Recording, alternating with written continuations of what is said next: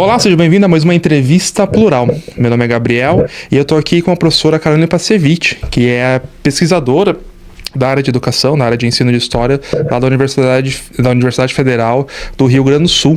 Professora, muito obrigado por estar aqui, seja bem-vinda.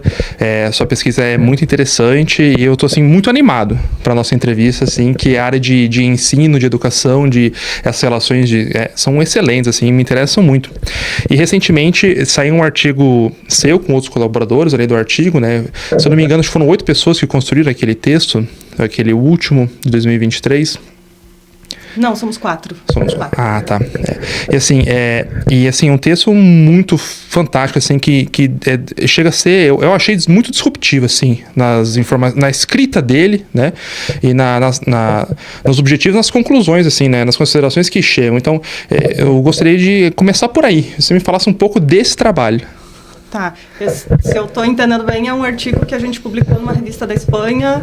Tá, aquele artigo é bem diferente mesmo, foi um desafio para nós, inclusive nós mesmos ao final do término do artigo, a gente não ficou bem satisfeito porque a gente não chegou exatamente onde a gente queria. Ali foi um dossiê que pretendia trabalhar com formação de professores no espaço português e ibero-americano, né? Ou era Portugal e Brasil, eu acho. E nós decidimos daí não escrever mais do mesmo, né? Que a gente sempre tem escrito, como é que é a formação de professores de história no Brasil, quais são os dilemas, quais são as possibilidades. E a gente decidiu escrever sobre nós mesmos nos colocando em questão como formadores, né, de professores. Então, qual é o nosso lugar como professores nesse espaço? Quais são os nossos medos, quais são os nossos sonhos, né? Se não me falha a memória, a gente trabalhou com isso, né? O medo e o sonho. E ali a gente pensou, a primeira parte do artigo tem que ser explicando para uma pessoa que não é do Brasil como se você se torna professor de história no Brasil, e no final nós temos 2 cenas de observação de estágio em que a gente coloca ali as nossas dificuldades, os nossos anseios, os medos de não dar conta, os medos de não...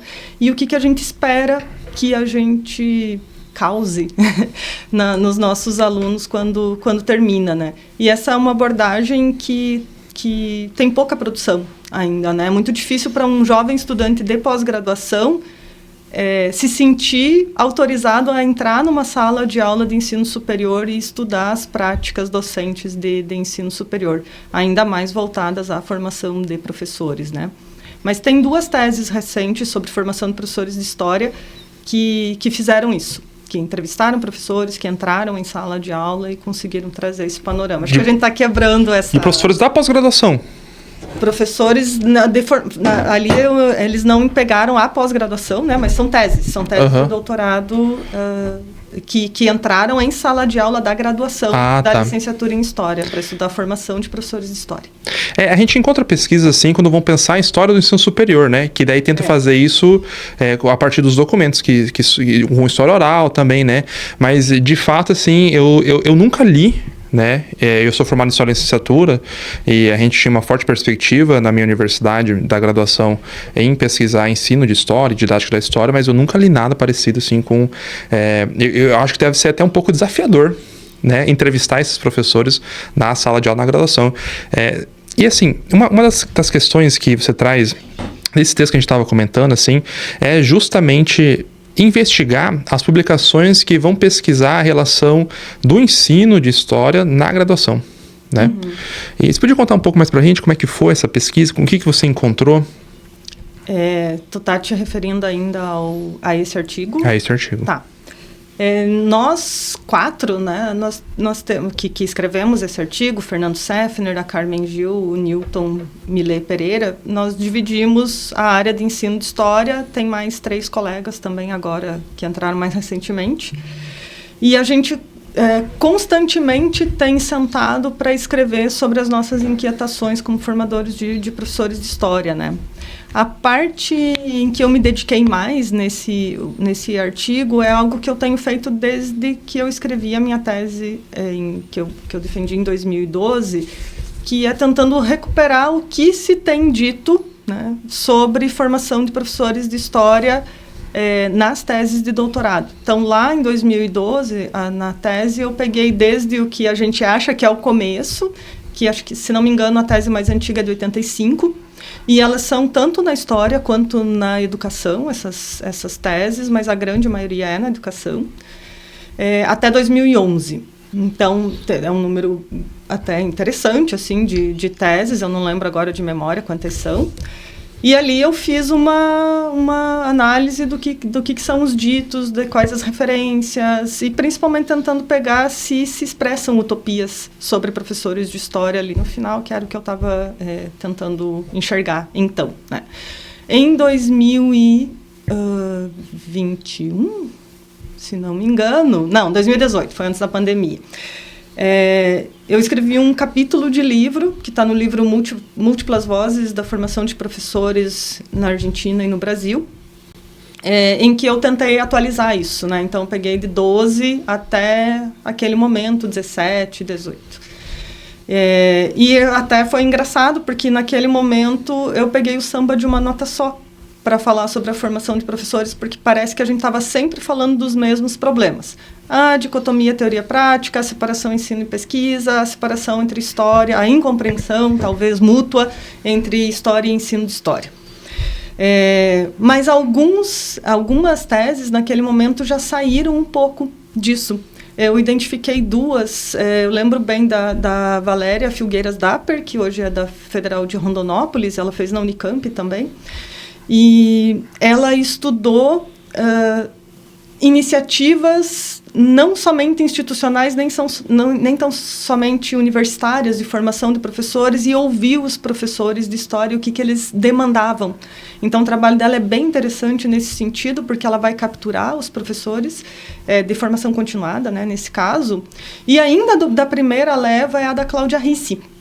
A Cláudia Ricci também fez a mesma coisa. Ela estudou algumas iniciativas de formação inicial e contínua e ela propôs uma dessas iniciativas. A tese da Flávia Caymmi, que foi lá da Federal do Rio Grande do Sul, faz a mesma coisa. Ela analisa suas próprias atividades formativas. E essas são as que mais trazem novidades, que parece que arejam um pouco mais. Aí, neste artigo de 2023, né, que saiu em 23... o número de teses aumenta bastante. Então, eu, nesse momento, como era um pedaço só do artigo, eu trabalhei só com os resumos das últimas teses até 23. E aí eu vejo uma expansão muito interessante de temáticas, de abordagens, de referencial teórico-metodológico. A gente tem teses tratando da branquitude, tem teses que entram na sala de aula do professor universitário. Tem ainda essas teses que são as tradicionais, como posso dizer assim, que são as que olham a documentação. Mas nenhuma delas, dessa última leva, elas lidam só com documentação. Elas também daí vão para fontes orais ou vão para alguma observação de campo, alguma coisa de sala de aula também. Então, a gente está avançando. Eu faço ali também uma distinção de quais ficam mais focadas em documentação escrita e quais vão mais para entrevista, para conversa, para sala de aula. E, de fato, há uma diferença. Quem fez em programa de pós-graduação de História vai mais para documentação escrita e quem vai para pós-graduação em Educação vai mais para fontes orais. Mas ninguém fica só num, só no outro. Isso está sendo bem interessante de perceber. Assim, é muito falado que existe uma dicotomia, né, entre história e ensino de história, ou também já foi falado várias vezes, né, e me corrija se eu tiver com essa interpretação ainda presente, que os professores e as professoras formadas em história vão dar historiografia, e aqueles de educação são da outras áreas, não são da área de história, são da pedagogia, e vêm daí entrar no curso de história para dar essas disciplinas. Isso, assim, é largamente reproduzido, né? Eu sempre, claro, achei estranho, porque eu entrei na graduação em História e Licenciatura em 2016, na Unila, que é um curso novo, foi criado em 2014, e ele tem uma perspectiva diferente. Então, eu sempre, por exemplo, tive aulas com professores e professoras da área que são formados em História e Licenciatura, deram aula de História, né? E fizeram educação, e aí deram aula pra gente em ensino de história. Mas, por exemplo, nenhum deles fez mestrado, doutorado em história. Foi só em educação. Então, assim, eu gostaria que você explicasse um pouco pra gente, assim, sobre essas relações complexas que tem essas duas áreas.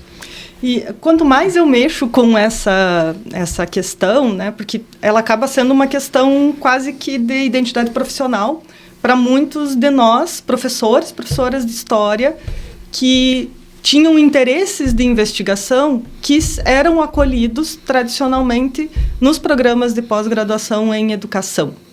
E ainda são, em grande medida, até hoje, né? O que acontece?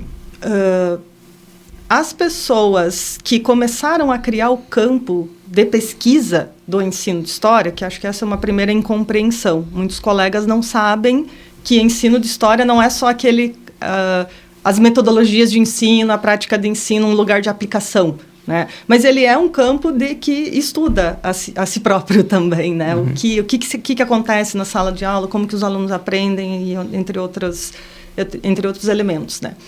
E as primeiras pessoas que começaram a pensar sobre isso e a escrever sobre isso sistematicamente, a orientar pessoas, é mais ou menos na segunda década dos anos 80, que aí tem uma série de professoras como a Ernesta Zamboni, a Selva Guimarães, uns anos um pouquinho mais tarde, o Marcos Silva, Kátia Abud, Maria Carolina Bovério Galzerani, enfim, há uma série de fundadoras, podemos dizer, e fundadores também desse campo, que paulatinamente vão entrando em programas de pós-graduação em educação, pelo fato de que, institucionalmente, e isso é um ranço da legislação da ditadura que nós ainda não terminamos de retirar, né, o velho entulho, né, da ditadura que a gente ainda não perdeu de todo, de que havia uma separação na formação profissional docente entre a ciência, os estudos da ciência de referência e os estudos pedagógicos ou didático-pedagógicos. Então, cabia aos institutos ou faculdades de história dar o conteúdo, e cabia às faculdades de educação ou departamentos do que se chamava, então, de métodos e técnicas de ensino.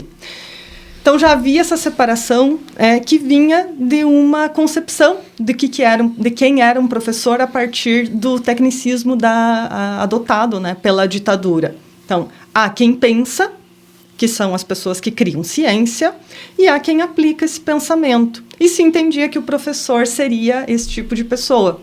Afinal de contas, eles tinham que combater aquilo que a gente já estava construindo há décadas no Brasil, que Paulo Freire simboliza, de certa forma, a culminância de uma forma de entender o professor como um intelectual transformador, aqui me apropriando anacronicamente do termo do Henri Giroux, né? Então, às vezes me parece que muitos dos colegas que hoje não compreendem o lugar do ensino de história, eles estudaram naquele momento. Então, eles acabaram sendo formados, lá nos anos 80, por pessoas que não eram especialistas em ensino de história, até porque isso nem existia direito, né? Então, acabo que eles não acompanharam o crescimento do campo e mantêm um pouco essa concepção. E eu gostaria de unir a isso a própria visão social sobre ser professora, principalmente no Brasil, que foi sendo desvalorizada, né, foi tomada desde o século retrasado como uma profissão feminina, logo uma profissão de cuidado, logo uma profissão pouco intelectualizada. E essa marca, por mais que as pessoas digam que defendem a educação básica, que acham os professores importantes, não se perde. É impressionante como mesmo nós, muito críticos, acabamos trazendo isso na nossa fala, no nosso cotidiano até hoje, né? Mesmo nós, da área da educação, às vezes falamos, mas isso está muito didatizado. Então, se a gente quer dizer que uma coisa é ruim, a gente diz que isso é escolarizado ou didatizado, né? Então, há toda uma carga social também sobre quem lida com crianças, né? Essas coisinhas que ninguém dá bola e que são fascinantes e muito inteligentes, né? Então, uma primeira parte da resposta é essa. Em 2001, 2002, o Conselho Nacional da Educação fez um movimento muito importante, muito relevante de renovação dos cursos de licenciatura e também dos cursos.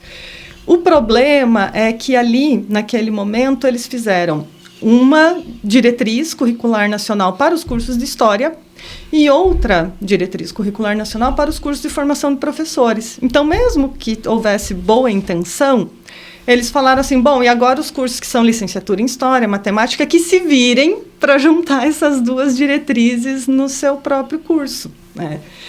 E essa, então, foi uma primeira tentativa de exterminar o modelo 3+1 aqui no Brasil, né? Que é 3 anos da ciência de referência, 1 ano de preparação pedagógica com pessoas que não entendem nada nem de História, nem de Matemática, nem nada. Muitas universidades e muitos cursos fizeram bem essa incorporação e, aos poucos, foram trazendo pessoas interessadas em ensino de XYZ para dentro dos seus departamentos ou institutos. Outros lugares ainda não. E então, mesmo que a gente se entenda como um coletivo, institucionalmente, às vezes a gente está em prédios diferentes, em campos diferentes, né? E isso também acaba causando dificuldade da gente dialogar sobre formação de professores, fazer projetos em conjunto e tudo mais. Mas eu entendo que isso aos poucos, né, com as diretrizes de 2015, isso já foi tensionado novamente, e agora com as diretrizes que estão saindo esse ano, acredito que essa tensão vai voltar, vai ter reforma curricular de novo, e a gente vai ter que continuar discutindo sobre isso.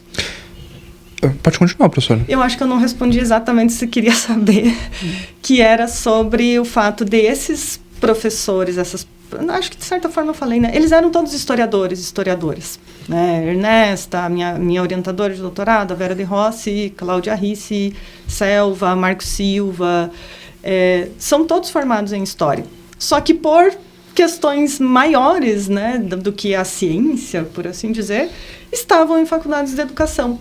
Então, eu não acho correto que se diga que as pesquisas em ensino de História, antes desse aumento do interesse dos cursos de História pelo ensino de História, não valiam ou não têm que ser consideradas porque eram feitas em programas de educação. Pelo contrário, né, eram todas produções feitas por pessoas formadas em História, só que pensando muito mais próximos a concepções, a conceitos das ciências da educação pela própria necessidade de ofício, né? Eu imagino, por exemplo, que alguém que trabalha com História e Cinema necessariamente precisa de entender de ciências, sei lá, da comunicação, do cinema e de artes em geral, que não vai estar na História, né? E o nosso caso é o mesmo, né? Nós lançamos mão de metodologias de observação de sala de aula, de campo, de entrevista, que a História não contempla, né? Mas o que a gente tem em comum? A gente está querendo saber das mesmas coisas, só que em situações distintas. E eu acho muito importante, assim, ter esse diálogo próximo, né? Eu estou bem empolgado com essas mudanças que estão acontecendo, porque a gente... tem uma frase do Antônio Prost que é muito interessante naquele livro 12 lições sobre a história, né? Todo historiador, ele quer ensinar algo quando ele escreve um livro, quando ele dá uma aula.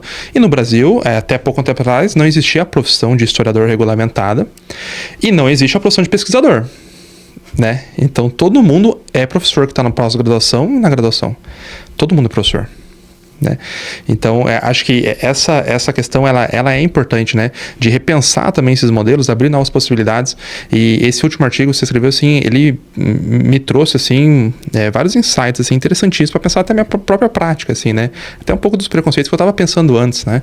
E assim, uma das coisas que me chamou muita atenção nesse artigo foi para falar sobre afetos, né, e sonhos das crianças, né. Essa parte do sonho da criança, assim, ela me deixou muito feliz, ela me destruiu, mas ela me deixou muito feliz de novo, porque quando é narrado, né, a parte do documentário ali, que é apresentado no documentário sobre a história dos movimentos das pessoas LGBTQIAP+, né, na sala de aula, assim, foi muito interessante. Então é muito interessante a crítica do aluno, né, que faz, por exemplo, esse documentário ele traz principalmente as áreas centrais, mas não traz a minha área, né, que não está contemplada aí com o aluno de periferia, né, mas, assim, isso era no ensino médio. No ensino médio, às vezes a gente até espera, assim, uma crítica assim, que é interessante, né, tudo.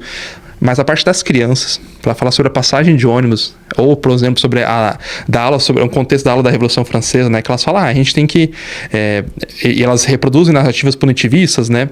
Depois é votado. Assim, então, você pode falar um pouco mais sobre essa questão que eu acho que é muito importante pra gente hoje, que a gente tem que tratar também do futuro, né, do sonho, dessa possibilidade, desse afeto positivo, né, para pensar e combater principalmente negacionismos, né, a gente está pensando em uma historiografia cada vez mais está engajada, uma historiografia, um ensino de história que estão se dialogando e estão engajados para combater o negacionismo, por exemplo, na sala de aula, no YouTube, no TikTok.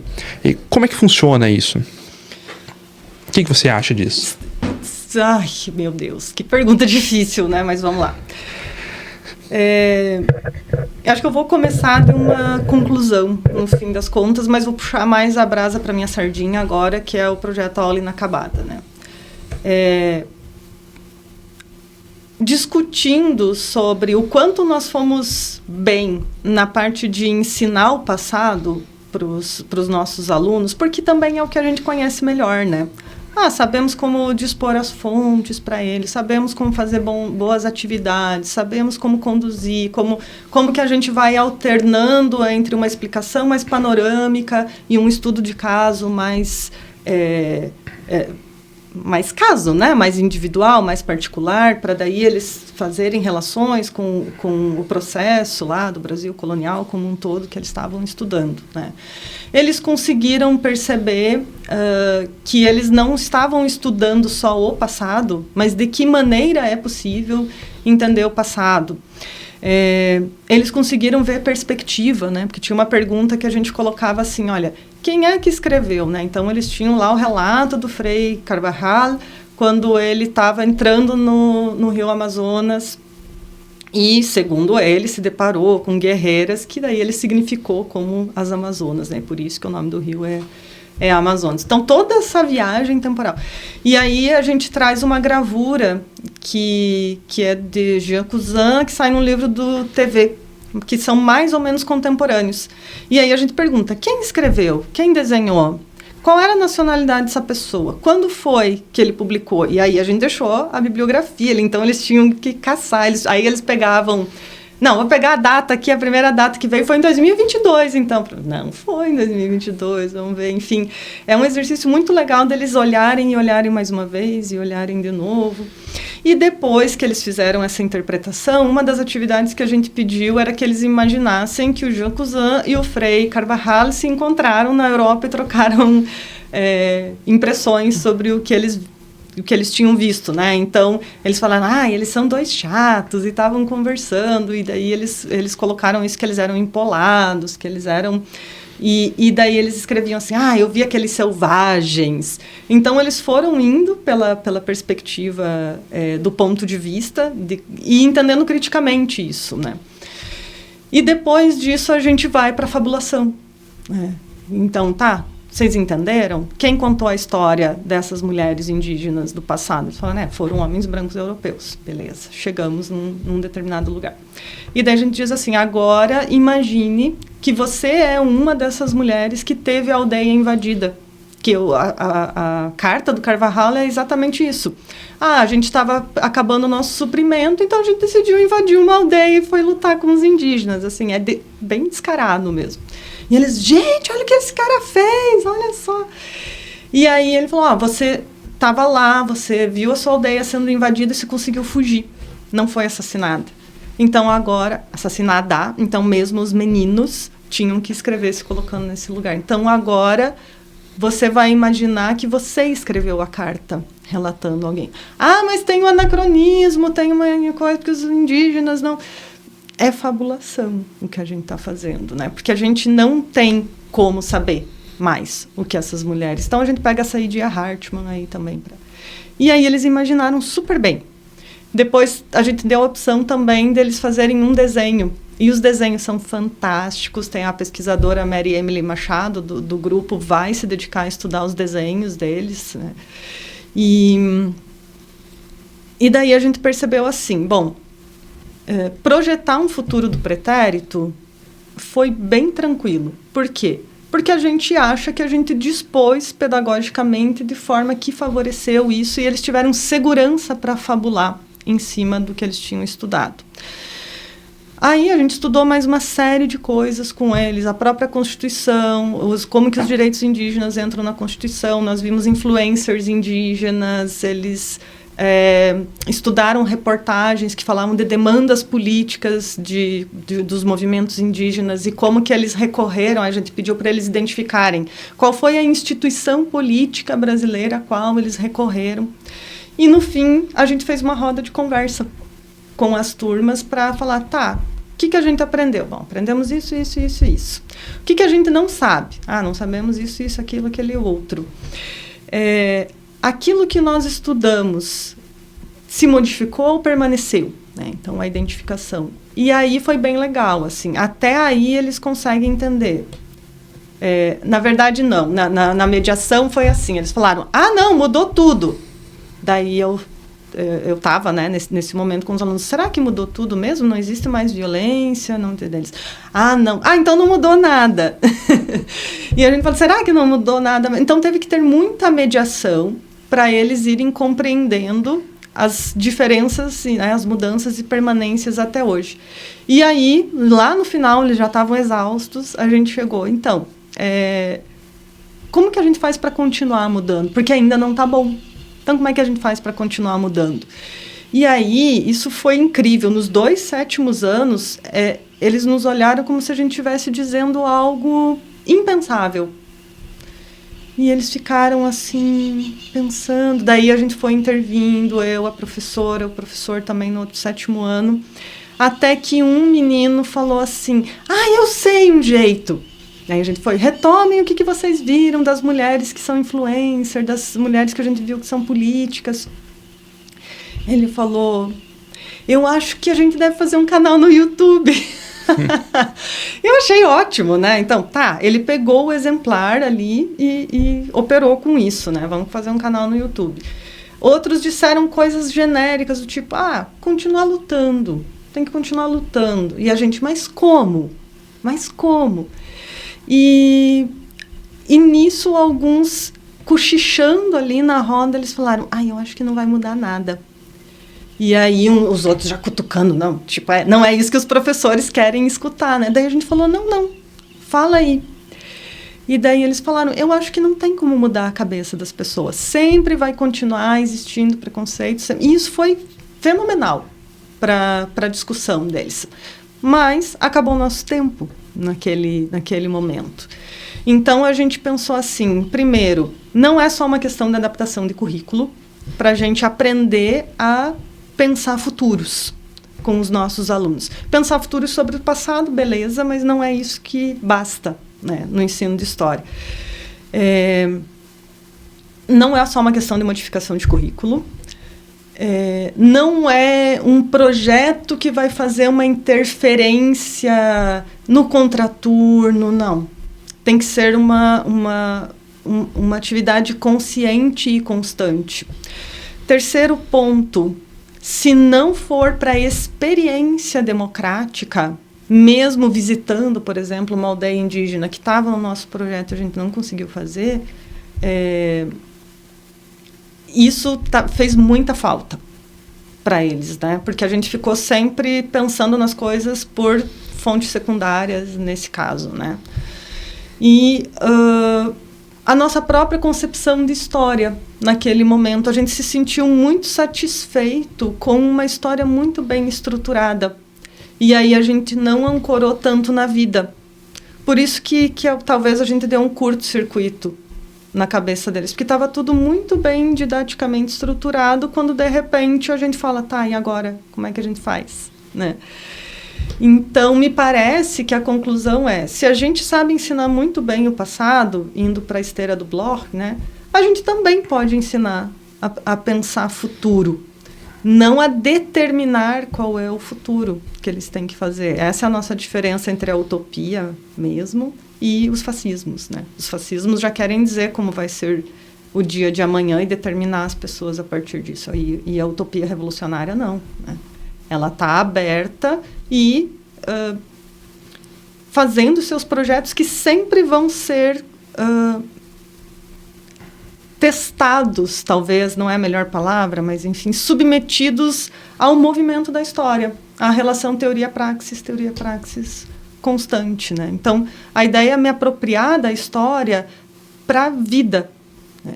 E é isso que a gente tem muita dificuldade de ver na escola, né? Em 50 minutos, não sei quantos períodos por semana, como é que a gente traz a vida? E daí ficar falando só do passado, eu não culpo os alunos por não terem tanta vontade assim. Porque nem sempre também a gente pode falar das coisas mais interessantes e mais legais. Uhum. Enfim, é um dilema, eu acho.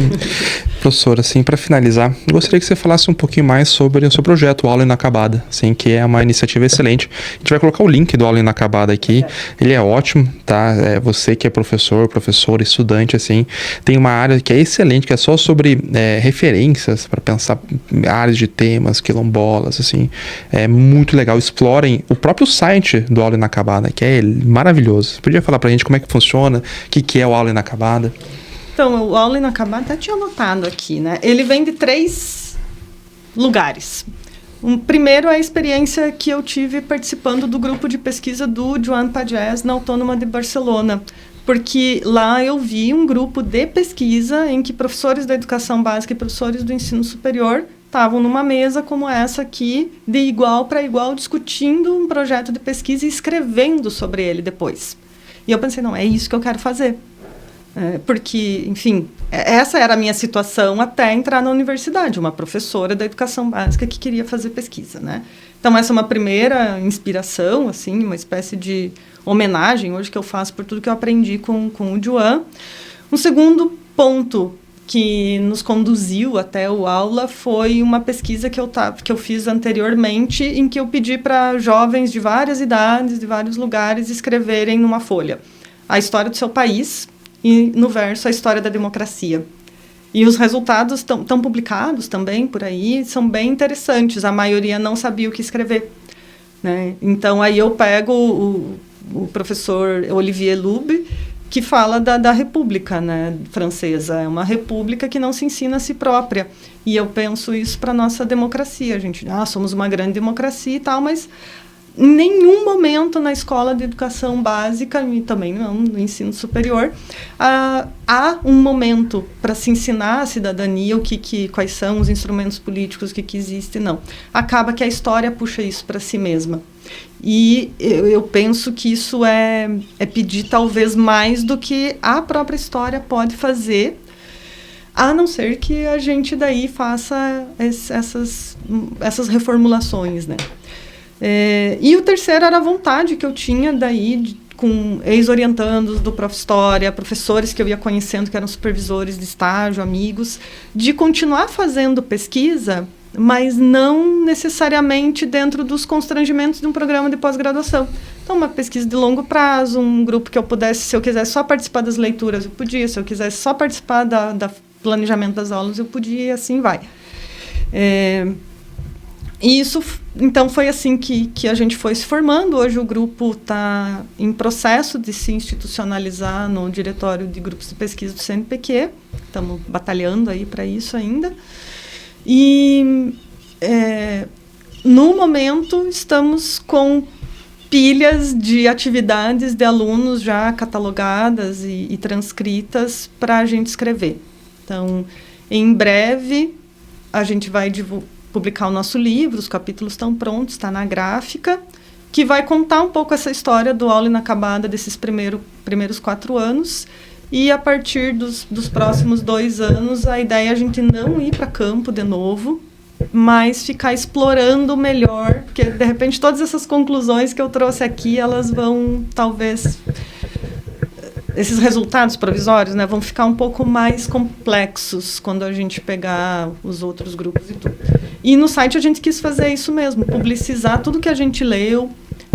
Agora, para não ter que ficar atualizando o site, a gente vai ver se vincula com o Zótero do grupo, né? Então, a gente sempre tem uma bolsista que está lá atualizando. A gente lê coisas, a gente faz as reuniões e a gente coloca lá a bibliografia para ter esse material para compartilhar. E as aulas que nós planejamos, elas acabaram se configurando, né, se expressando em 2 cadernos. Esses cadernos, eles não são uma sequência que precisa ser seguida, são as aulas que a gente foi montando e colocou lá. e com uma diagramadora muito boa, que transformou isso num caderno mesmo, ficou muito bonita a diagramação, mas ele não é um guia, ele não é um passo a passo, e ele não foi produzido de antemão para ser executado. É uma forma da gente divulgar o que nós pensamos, o que nós fizemos. Eu até pensei de a gente escrever algo assim, isso aqui não é um manual, não sei o quê, mas eu falei, bom, se eu não escrever nada, as pessoas vão pegar e vão usar do jeito que elas quiserem. Então, de repente, assim, a gente conduz melhor, né? Também, só para finalizar, quero dizer que algumas dessas conclusões aqui, elas são minhas e não necessariamente são as mesmas de outros membros do grupo, né? Tem pessoas trabalhando mais com o conceito de resistência. O grupo, em geral, não foi para Bloch, né? Eles foram para os sonhos Yanomami, para compreender melhor essa ideia de utopia e sonho que a gente tá trabalhando, né? O Bloch que eu trouxe aqui foi mais uma coisa mais minha mesmo do trabalho. Mas a gente está muito feliz e convida as pessoas que... esse ano acho que a gente vai conseguir fazer uma reunião de estudos, mas a gente faz reuniões de estudos abertas, que faz parte daí da nossa linha mais extensão, para qualquer pessoa. Um de nós diz, queria ela discutir tal texto. Então, a gente já passou por bibliografia de tudo que é coisa. E aí está aberto, assim, ela é híbrida. Algumas pessoas vão lá na FACED, da URGS, e participam lá, mas o resto daí assiste pelo MConf, que é o que a gente usa lá. E a gente quer divulgar mais esses grupos para pessoas diferentes também virem estudar com a gente. Professora, muito obrigado assim, pela aula. Foi assim, muito legal. E eu queria te perguntar se você quer adicionar mais alguma coisa aqui na nossa entrevista, alguma coisa que faltou, não sei. Não, acho que só agradecer mesmo pela oportunidade de divulgar o nosso grupo e que estamos à disposição, assim, para quem quiser trocar ideia com a gente. Professora, muito obrigado. A gente vai colocar o link do Aula Inacabada também, aí para você conseguir acessar. E se você gostou desse vídeo, você tem alguma crítica, ou se quer ver outro tema que a gente aborde aqui nas nossas entrevistas no plural, deixa um comentário aí pra gente.